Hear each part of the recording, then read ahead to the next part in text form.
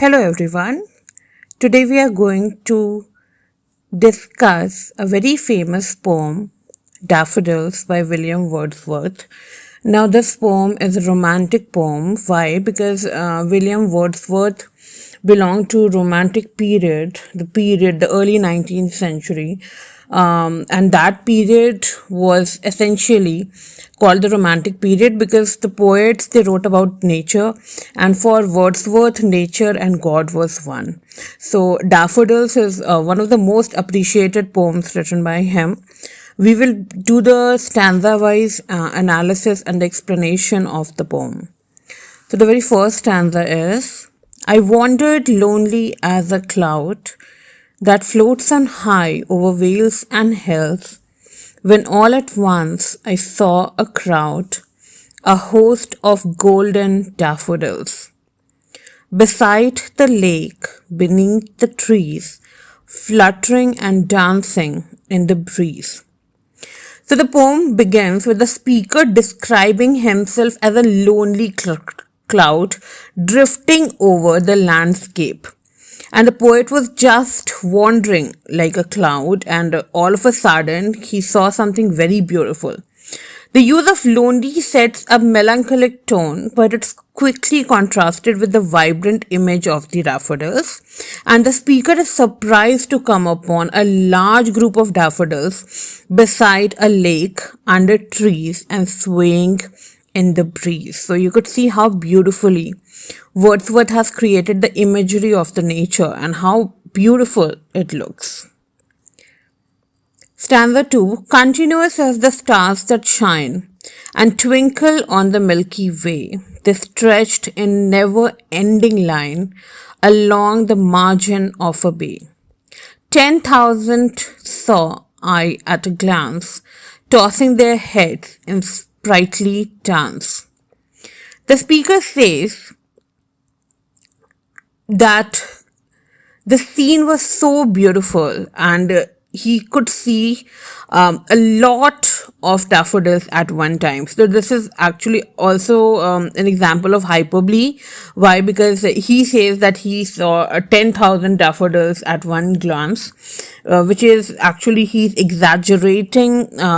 He's using hyperbole just to exaggerate his feelings and emotions. So the speaker continues to describe the daffodils, comparing their continuous line to the stars in the night sky. A beautiful description. The image of the daffodils stretching along the bay creates a sense of vastness and wonder. The speaker estimates that he saw 10,000 daffodils all moving and dancing in the breeze. One more thing, students, that I wish to tell you, that whenever the poet writes the poem, the poet, to make his points more clear and to help the readers understand the poem well, because the writer cannot sit every time with the reader to explain what he was feeling. So they use specific literary devices. If you see in this poem also, the daffodils, they have been shown like dancing and fluttering. So this is an example of personification, because daffodils are given the attributes of human beings. I hope it's clear to you. Stanza 3. The waves beside them danced, but they outdid the sparkling waves in glee. A poet could not just be gay. Gay means over here means happy and joyful in such a jocund company. I gazed and gazed, but little thought what wealth the show to me had brought. He was so much mesmerized by the scene over there that he didn't even realize that what wealth this scene has given him. He notes that the waves beside the daffodils are also dancing, so everything appears to be very beautiful, very surreal, very happy. But the flowers seem to be outgoing them in terms of joy and energy. The speaker suggests that even a poet couldn't help but feel happy in the presence of such a vibrant and lively scene. The speaker admits that they were so caught up in the moment that they didn't realize the depth of the experience and the memories it would leave with them. The last stanza is, for often when on my couch I lie, in vacant or in pensive mood. Pensive over here means sad. They flash upon that inward eye, which is the bliss of solitude. Solitude means loneliness.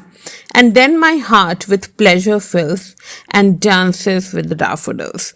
I personally feel that the last stanza is very beautiful. And over here, the poet is saying that whatever the memory which he had, the experience it had, has made a lifetime memory in his mind. And even if when he's sad or he's not in such a very good mood, and he thinks about that time when he encountered such a beautiful scene, all of a sudden he becomes happy. And that is the blessing of loneliness. Even if the poet is alone, that imagery or that memory brings joy on his face. And he describes how when they're feeling down or introspective, the image of the daffodils flashes into their mind's eye. So if you read this poem once again, you will get to know that how nicely Wordsworth has expressed this. And plus one thing, that nature is actually helping them to cope up with whatever problem is there in his life, or the loneliness. And it happens with all of us. If we encounter something very good, or if we are happy about something, and if we remember that during our sad times or when we are not feeling very good, at that time we feel that happiness, right? Please like and subscribe, because my only wish is to make you understand the poems. Whatever poems you want to understand, or whatever poems you want me, or stories you want me to give the summary of, that kindly mention in the comment. I will surely do the critical analysis. And if you want the critical analysis and the literary devices of this poem also, please mention it in the comment. Please like and subscribe. Thank you so much.